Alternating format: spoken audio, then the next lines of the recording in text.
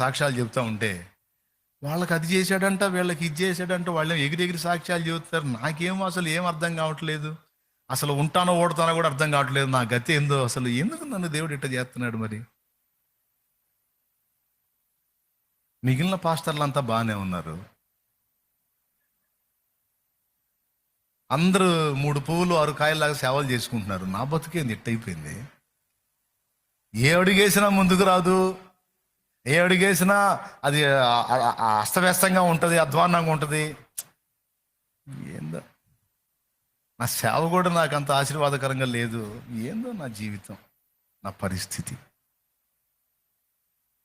సేవ చేసే వాళ్ళకి ఉంటుంది ఇది, విశ్వాసులకు ఉంటుంది, పరిచర్య చేసే పరిచారకులకు ఉంటుంది. ఇలాంటి ఒత్తిళ్ళు ఎదురైనప్పుడు ఖచ్చితంగా మనసులో కలిగే ఆలోచనలు అవే. మీలో ఎవరికైనా ఇలాంటి తలంపులు వచ్చినాయా?